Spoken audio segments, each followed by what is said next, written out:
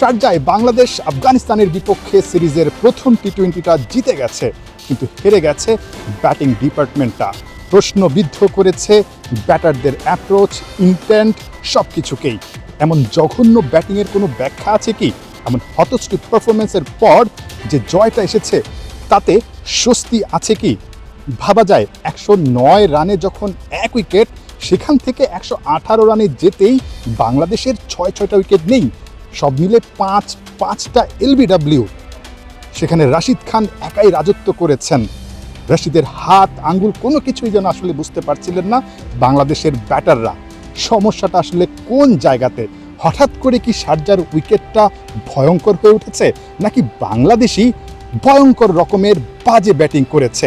অনেকদিন ধরে ক্রিকেট খেলতেছি, বাট আমরা এরকম ক্রুশিয়াল সময় হয়তো আমাদের মাইন্ড সেট আপের জন্য অনেক সময় আমরা ফেল করি। তো অবভিয়াসলি আমার কাছে মনে হয় উইকেট সেমই ছিল। ইমন এবং তামিম খুব ভালো একটা স্টার আমাদের দিয়েছে। আমরা হয়তো একটুখানি আমাদের ভিতরেই ডাউট শুরু হয়েছিল, যেহেতু স্পিন বোলিং তারা দুইজনই ওয়ার্ল্ড ক্লাস, বাট আমার কাছে মনে হয় যে স্কিলের থেকে আমাদের মেন্টালি এই জায়গাটা ইমপ্রুভ করার আরও জায়গা আছে।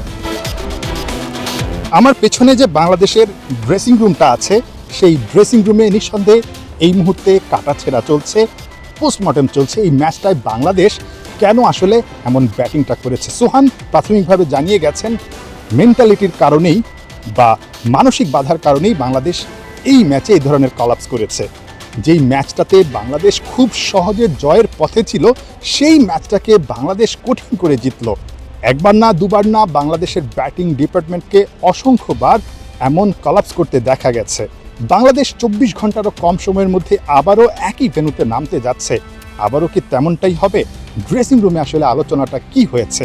ক্রিকেটাররা কোচিং স্টাফদের কাছ থেকে, টিম ম্যানেজমেন্টের কাছ থেকে আসলে মেসেজটা কি পেয়েছেন? না, অবভিয়াসলি দেখেন, আফগানিস্তানের ওয়ার্ল্ড ক্লাস স্পিন বোলার আছে, তো আমরা আসলে তাদের এগেইনস্টে কীভাবে আমাদের হোমওয়ার্কটা করব এটা খুব ইম্পর্টেন্ট।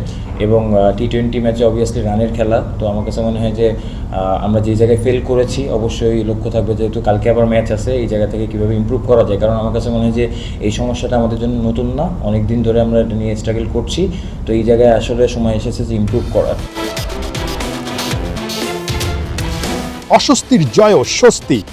দুই ওপেনার পারভেজ হোসেন ইমন এবং তানজিদ হাসান তামিম, এই দুই বন্ধুর জ্বলে ওঠা 6টা ছক্কা হাঁকিয়েছেন দুজন মিলে। ঠিক তাদের যে ব্যাটিং অ্যাপ্রোচ, সেটা নিঃসন্দেহে পুরো দলের মধ্যে ছড়িয়ে যাওয়াটা খুব বেশি দরকার। আজকে যেভাবে ব্যাটিং অর্ডারটা কলাপস করেছে, ঠিক একইভাবে যদি বাংলাদেশ কলাপস করে সামনের ম্যাচগুলোতে, কিংবা যে সামনে বিশ্বকাপ আছে, তাতে করে নিঃসন্দেহে বলা যায় যে কোনো বড় ম্যাচ বাংলাদেশের হাত থেকে ফসকে যেতে পারে। যেমনটা এশিয়া কাপে পাকিস্তানের বিপক্ষে গুরুত্বপূর্ণ ম্যাচটায় ফসকে গিয়েছিল। বাংলাদেশ ফাইনাল খেলতে ব্যর্থ হয়েছিল। বাংলাদেশের ব্যাটিং ডিপার্টমেন্ট নিয়ে এখনও অনেক কাজ করার আছে, যেটা নুরুল হাসান সোহান বলে গেছেন। সবচেয়ে বড় বাধা নিঃসন্দেহে বাংলাদেশের মানসিক বাধাটা, যেটা পেরোলে বাংলাদেশের ব্যাটিং ডিপার্টমেন্টটা মজবুত হবে এবং বাংলাদেশ টি-20তে আরও শক্তিশালী দল হয়ে উঠতে পারবে। নাহিয়ান বিন জসিম, 71, শারজা ক্রিকেট স্টেডিয়াম, সংযুক্ত আরব আমিরাত।